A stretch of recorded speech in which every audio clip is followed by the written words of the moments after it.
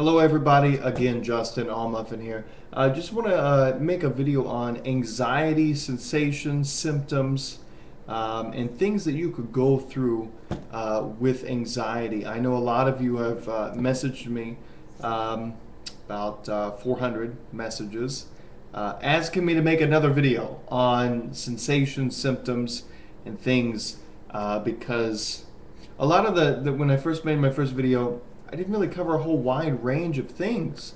And the reason is anxiety hits everybody completely differently. I can go through a certain set of symptoms. You'll go through a different set. You'll go through a different set. They'll go through a different set. Everybody's different. But we all share a couple of them in common on a usual basis. And those are the ones that I touch base on. But let's get down to it. There's 110 different symptoms of anxiety. And these are sensations that you'll feel. And a lot of these are completely harmless. Actually, most of them completely harmless. Let's go through the most dangerous ones that you could go through. And what I mean by dangerous is it will send you into a panic attack. Angina. Do you know what angina is? That is where the heart muscle doesn't get enough oxygen. Now, let's further explain why you're getting angina, or angina, however it's pronounced. When the heart muscle doesn't get enough oxygen, it's usually because your blood pressure has risen and your heart rate has increased, and you're taking shallow breaths. This is where you're kind of panicking, but you're not really panicking. Now, what this means is the heart doesn't actually have enough time to pull oxygen from the lungs into the heart through the body. So blood backs back into the lungs, collecting and collecting and collecting carbon dioxide. You may not realize that, but that's when you start getting chest pain. You're like, oh shit, is this a heart attack? No, it's angina. For the most part, probably 90% of it's just angina. And that's one of the most common ones that we'll feel. It's a deep, burning, powerful chest pain. Sometimes it'll even move up into the shoulder, down into the arm. Completely normal for somebody that's been diagnosed with any form of anxiety. Completely normal. Yes, sometimes it can come up the neck, into the jaw, in the back, the shoulder blades. Feels just like a heart attack. Anxiety. A lot of us don't believe it. Sometimes I don't believe it, but it's always just anxiety. Now, however, if you break out into sweat, and I mean like your head's sweating, it's really hard for you to breathe. Never take a chance when it comes to your heart. Never. If you really feel that it may or may not be anxiety related, go to the hospital, or go see your doctor, go to your local EMT station, have them check you out. Never take a chance with anything heart related. I don't care if you're really young or if you're really old. Let's see, crawling skin, like your skin is crawling. That's another one, and that one freaks a lot of people out. That's anxiety. What it is adrenaline, and you'll get goosebumps. A lot of us get goosebumps before it happens or during it, and it's just anxiety. Chronic headaches. Believe it or not, anxiety causes chronic headaches. Anxiety can cause almost anything. Let's see. Dry mouth, cotton mouth, a feeling that something is stuck in your throat, and it's usually up in this area, just right inside the mouth, right in the throat, and you try to get rid of it, but it never goes away. There's a technical term for it. I can't remember what it is. It is 5:21 a.m. I'm still up, but I can't remember the technical name for it, but that is completely normal. You don't have a thyroid issue, you don't have any kind of, like a voice box problem. It's just, it happens. Let me think. Tingling. Now this one's important.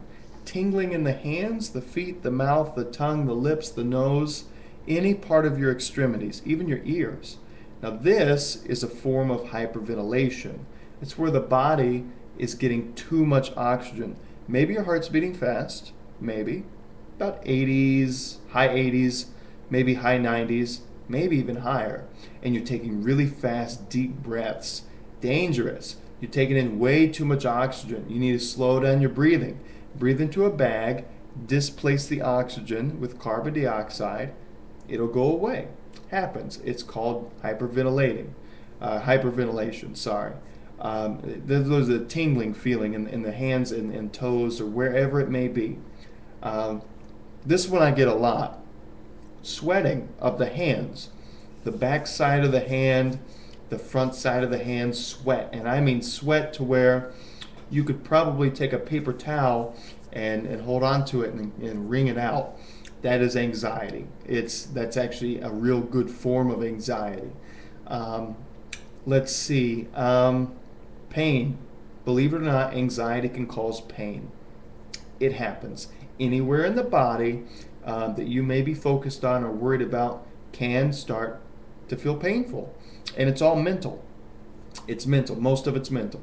Now, if you've never had it checked and it's persistent, have it checked. Be safe. Have it checked. But it's usually just anxiety. Anxiety can cause, like I said, a wide range of problems. And a lot of them has to deal with the heart, the brain, and I don't mean anything dangerous per se. When I say the brain, I'm saying like lightheadedness, dizziness, groggy, vertigo. When you stand, you see black little blocks everywhere. All of that has to do with anxiety for most of us, and I mean about 80-90% of us. The other 10%, you're probably just dehydrated. You're not drinking enough water, or you let me think, you could have an actual problem. If you stand up normally, not just stand up as fast as you can, but when you stand up, if you feel really dizzy and weak and you see black blocks all the time, you probably need to go see your doctor. It's not something super major, but it could be a blood pressure problem. And that could be like a low blood pressure whenever you stand. But then again, you could just be dehydrated. It happens when you stand up. Blood pressure drops, and then it raises really quick. Water helps. Let me think here. Constipation. That one is very persistent and very chronic. That can, like for me, it has lasted for 2 years. Now, I don't know if I have a real intestinal problem or if it's just because of all the stress I'm under. Anxiety stresses you out. You may or may not realize that, but it stresses the body out. Whenever you go into anxiety mode, your intestines shut down until you're not anxious. They slow down very, very, very quick, very fast, and for long periods of time.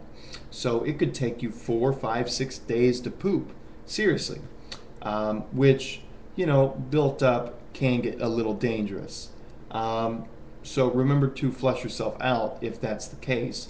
Don't rely on laxatives, just try Colace or a stool softener. Miralax maybe once a week if that's the case.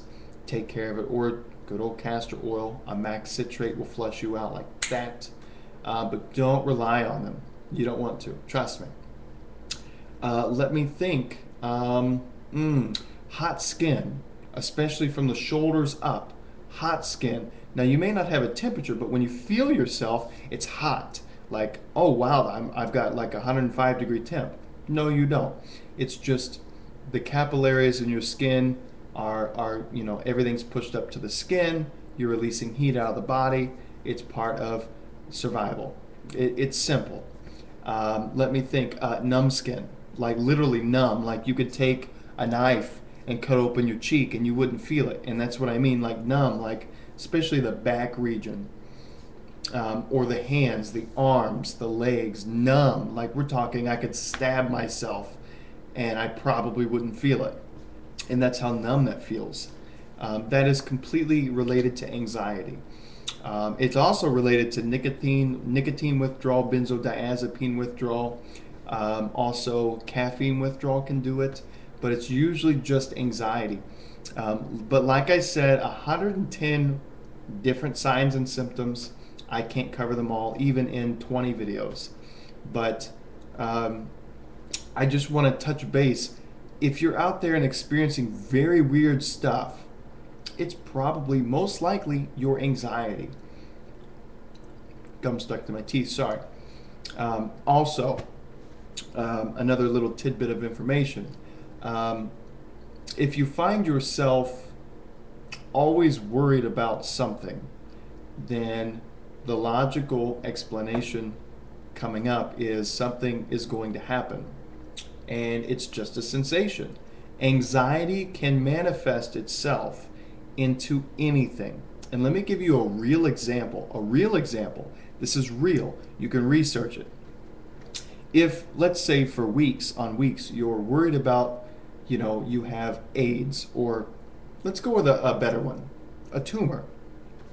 Like non-cancerous, just a tumor. Your body will create a tumor eventually. It will create a non-malignant tumor in your body. Wherever you're worried about it, it will make it. Anxiety will force the body to make it real. The brain is your best friend, but it's your worst enemy. Keep that in mind. It's your worst enemy. Your thoughts make everything happen. So when you sit down after watching this 11, 12-minute video, and you sit there and think about all the times you get anxious, okay, all the little weird feelings, the cold chills, the hot flashes, the sweating, the heavy breathing, the shallow breaths, the chest pain, the arm pain, the numbness, tingling, things like that, anything. Think back to what you were thinking about first. Did I cause this? Or is this just a random occurrence of anxiety? Because either both can cause it. The brain will cause anything. If I'm worried about jaundice, which is where the body's bleeding out somewhere, you may not be dying from it, but you're seeping blood somewhere openly in the body. And usually your eyes or skin start to turn like a yellowish color. If I'm worried about that, well, guess what? My eyes or skin will start to turn yellow. I may not be bleeding out, but they'll change color because I'm so worried about it. So I just want you all to know right now that there are so many signs and symptoms, and none of us are the same. None of us. So if you think about a symptom, go ahead and list all your symptoms that your normal symptoms that you have in this video. Go ahead. And then I'll comment and tell you if that is associated with anxiety. It'll take me a while. I'm sure a lot of you are going to be like, oh, Jesus, and then a big paragraph and stuff. But I'm sure 99.99% of you all will have just anxiety-related symptoms. Now, really, they're not really symptoms. They're just sensations, things that we feel.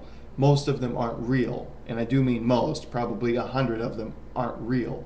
But some of them can turn into being real, but they're not really real. They're manifested, they're created, they're fake, like a hologram, but inside the body or on the body to the body.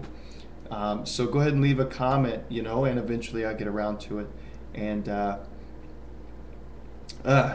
touch base to see if that's really what's going on, or hey, maybe you should see your doctor, something like that. But I thought this might be a good video.